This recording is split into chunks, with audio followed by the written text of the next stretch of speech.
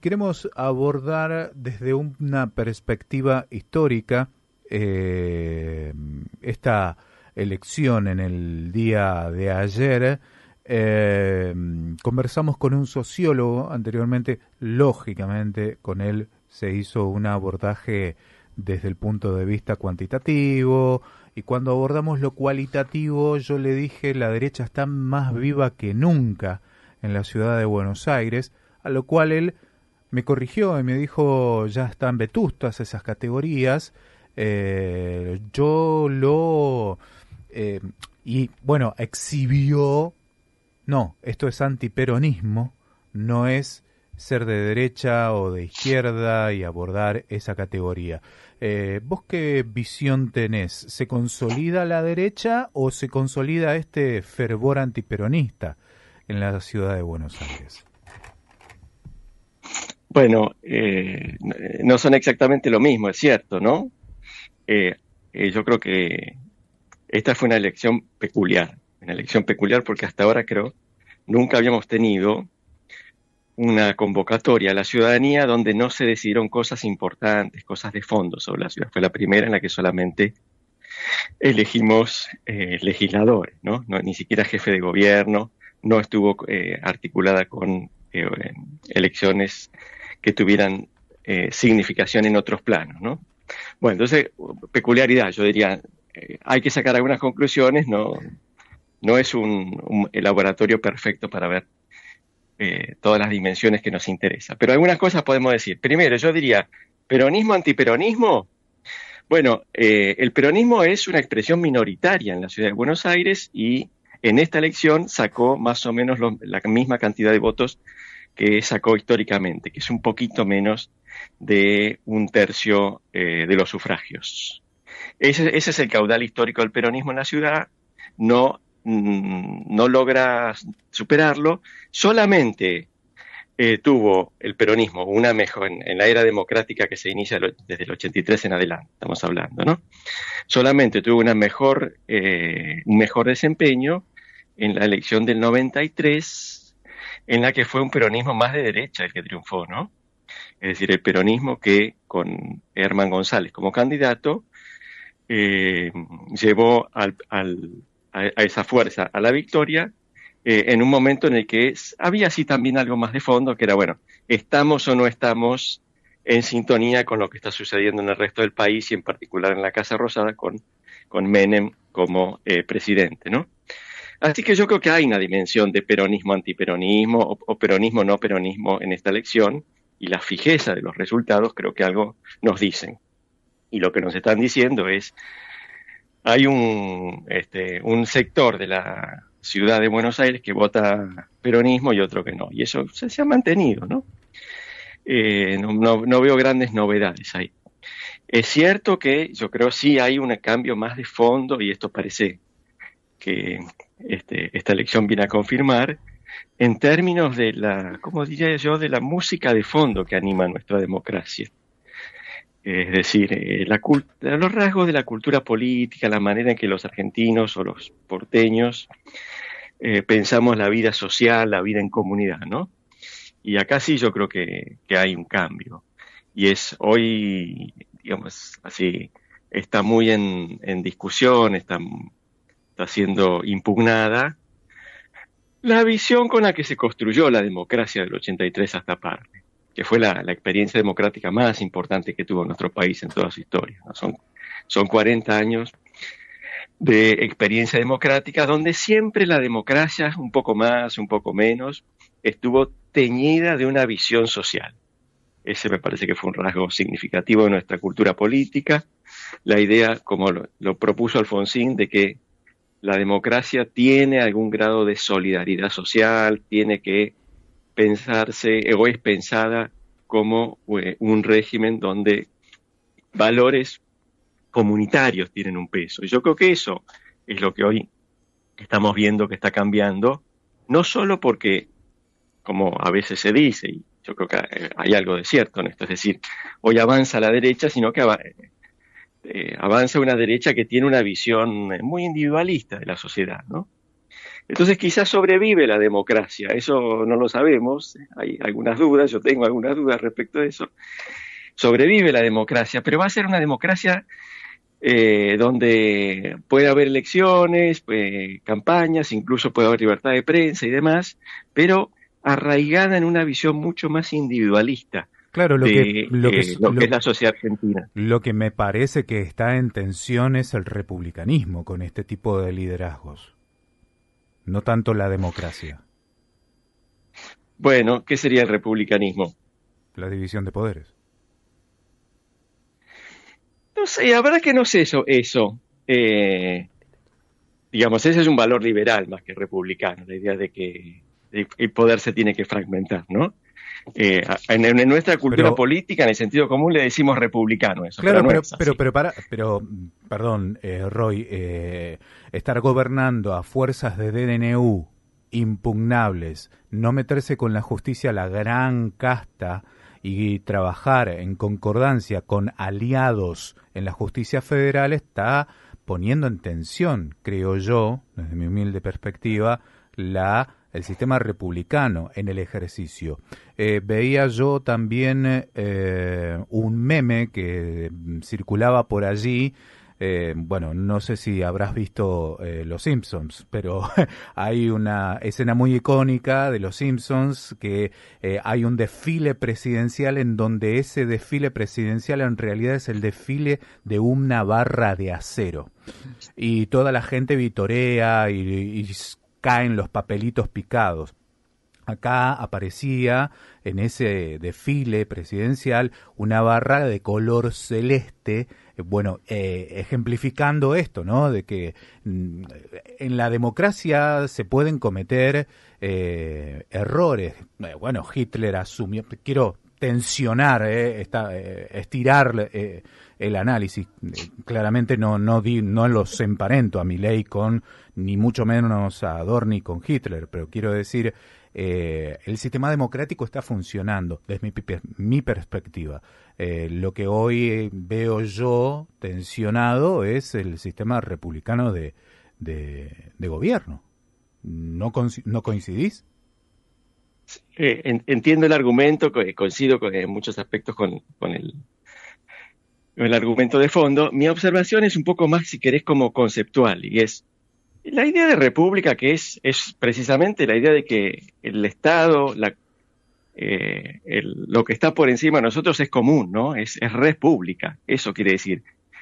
La idea de división de poderes, de un Estado que no se tiene que imponer sobre los sujetos, no tiene que aplastar a los sujetos, eso en rigor pertenece a otra tradición política, no a la republicana que nació hace ya varios siglos, sino a la tradición liberal, que es una defensora de la limitación del poder, ¿no? Sí, sí. Esa fue una tradición débil en la Argentina, mal vista durante mucho tiempo, y es por eso que, digamos así, los defensores de una visión más chiquita del Estado, en general se calificaron a sí mismos, se pusieron en el lugar de los republicanos. Sí. Pero eso es una peculiaridad nuestra, de este país. Esto es, lo que la Argentina siempre tuvo fue un liberalismo débil, un liberalismo poco que valora poco la libertad individual, ¿no? Eso yo creo que hoy está cambiando. Está cambiando, y está cambiando también a la Argentina, ¿no? Es decir, con un liderazgo muy potente desde arriba, un liderazgo que en muchos aspectos es poco respetuoso precisamente de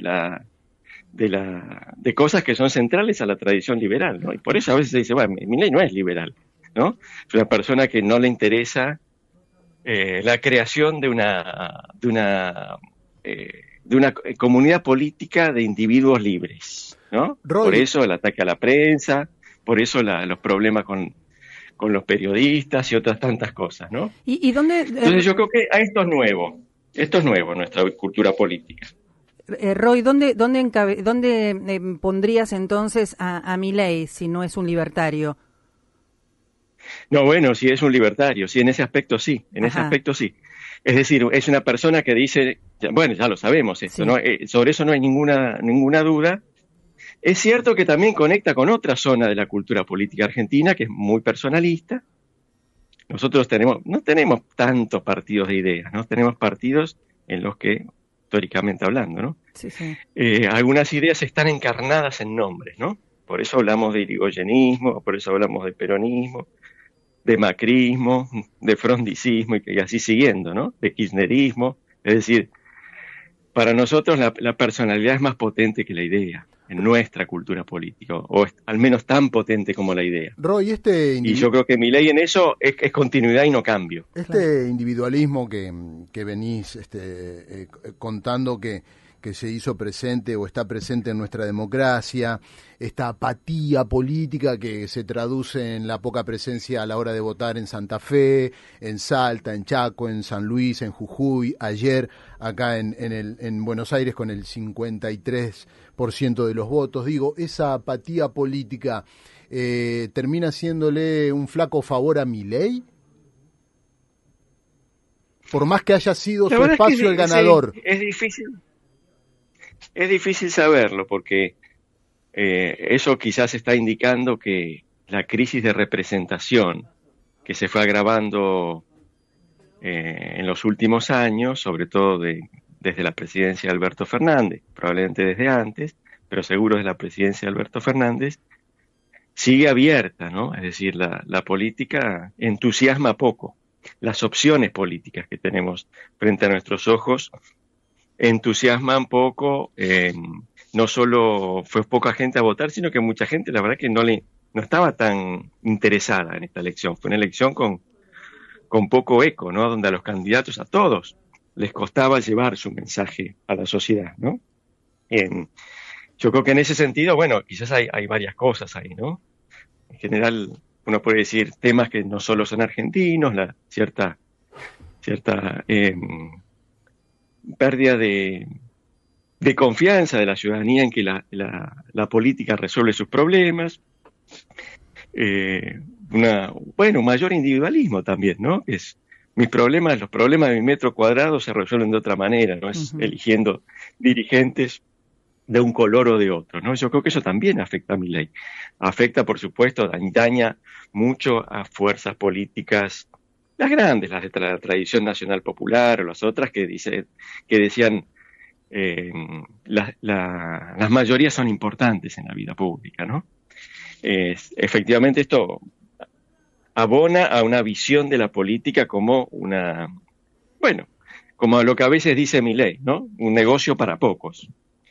Pero veremos, me parece que en el fondo todavía estamos lejos de un nuevo equilibrio, esto es de una solución política que encarrile la Argentina en otra dirección. Creo que hay chances de que eso suceda, ¿no? Que se esté abriendo un nuevo ciclo que empezó con las elecciones del 23, siguió con las presidenciales del 25 y ahora estamos viendo en estas donde se configura un nuevo escenario político donde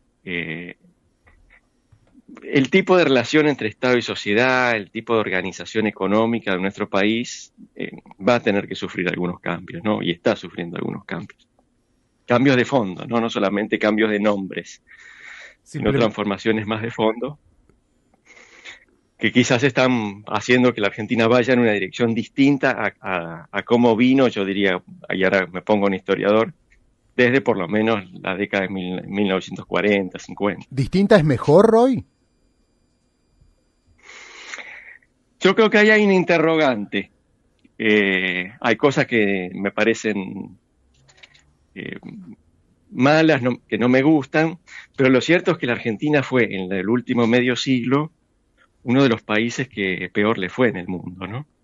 Esto es uno de los países cuyo crecimiento, cuya capacidad de mejorar la vida de sus mayorías fue más deficiente, ¿no? Y yo creo que estas cosas a mediano y largo plazo tienen un impacto, ¿no? Es decir, la Argentina es un proyecto frustrado, para poner una palabra grande, ¿no? Es un proyecto que en la década del 40, 50, 60 decía, no somos muy distintos a un país europeo, y para 2020 era muy difícil decir eso, ¿no? Sí, sí, sí, Con alguna convicción. claramente. Creo yo, el sello de la última dictadura cívico-militar es la consagración de los principios de los 70, en realidad la consagración de un freno definitivo a lo que proponía Argentina en términos de recursos y potencialidades. También se me ocurre pensar, si bien este gobierno, este tipo de administración, propone una modernización, una agilización en términos de administración de los recursos del Estado, una eficientización del mismo Estado a partir de un achicamiento, claro está. Por otro lado, tiene perspectivas o filosofías de la vida humana que atrasan y que por ahí no son de vanguardia. Puntualmente lo digo por las cuestiones de género, de atención de las minorías. No propone un respeto por la decisión individual de las personas. Las diferencias de opinión claramente es una de los temas pendientes en este punto. ¿Qué opinión tenés al respecto? ¿Es el enano fascista que tenemos todos los argentinos?, decía una politóloga. Sí, mira, dos cosas diría. Primero, yo creo que hay que tomarse más en serio el problema del fracaso argentino, del retroceso argentino. Identificarlo con un gobierno en particular, con el legado de un gobierno que tuvo su momento hace 40 años, 50 años, y decir, el problema está ahí, me parece que no nos ayuda a pensar, no nos ayuda a entender la complejidad del problema. Porque la Argentina fue gobernada en estos últimos medio siglo por fuerzas políticas muy distintas, militares, radicales, peronistas. Kirchnerismo gobernó casi 20 años, ¿no? Y no logró torcer esa declinación. Así que hay una responsabilidad compartida entre los principales actores de nuestra vida pública. Yo creo que eso es el hecho de que hayan fracasado todos, es un poco una de las razones por las cuales Milei pudo ponerse en la vereda de enfrente y decir, son todos responsables de los problemas que tiene este país, que no está a la altura de las expectativas de progreso y bienestar de su población, ¿no? Entonces yo creo que hay que hacer un examen de conciencia más profundo sobre las razones por las cuales nos ha ido mal. Lo que no significa, por supuesto, adscribir a las soluciones políticas específicas que nos propone Milei y mucho menos a la visión de la sociedad que nos propone Milei, ¿no?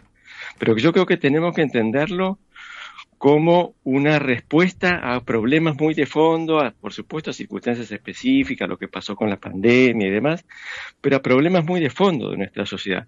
Y en ese sentido yo creo que lo que nos está faltando, a los que no nos gusta esto, es una oposición no pre-Milei, sino post-Milei.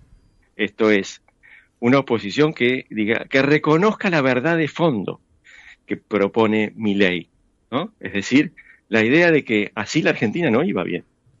Y no iba bien en la experiencia cotidiana de sus habitantes. Esconder la inflación, hablar del Estado presente cuando la vida de la gente no se sentía, digamos así, no se veía transformada por ese Estado. Todas esas cosas yo creo que erosionaron la legitimidad de muchas de las opciones políticas que están sobre la mesa. Y yo creo que si no avanzamos en un reconocimiento de ese fenómeno y en una comprensión de que para que haya una alternativa progresista, le voy a poner esa palabra, ¿no? Muy discutida, que no haya una alternativa progresista, va a ser difícil que eso se construya simplemente vía la denuncia de algo que sabemos que no nos gusta, pero que mucha gente dice es mejor que lo que había. Los que nos gobernaron hasta ahora fueron malos, nos dejaron en la vía. Y por tanto, es necesario reformular nuestra manera de pensar la relación entre sujetos, ciudadanos y política, y reformular nuestros proyectos alternativos. Yo, por ejemplo, pienso, bueno, el peronismo en la elección de ayer no logró eso. Y por eso sigue con su techo de menos de un tercio de los habitantes de la ciudad de Buenos Aires, ¿no? Propuso una serie de cosas, pero pero me parece que no termina de conectar con la idea de que frente a Milei, frente al cambio en la derecha, tiene que haber un cambio en la otra, del otro lado de la vereda, del otro lado de la división política. Roy, te agradecemos muchísimo la posibilidad de conversar con vos, que te hayas tomado estos minutos para analizar desde una perspectiva más genérica o general, mejor dicho, el triunfo del oficialismo acá en el país, en la ciudad de Buenos Aires. Muchas gracias. Bueno, un placer. Hasta luego. Era el doctor en historia Roy Hora.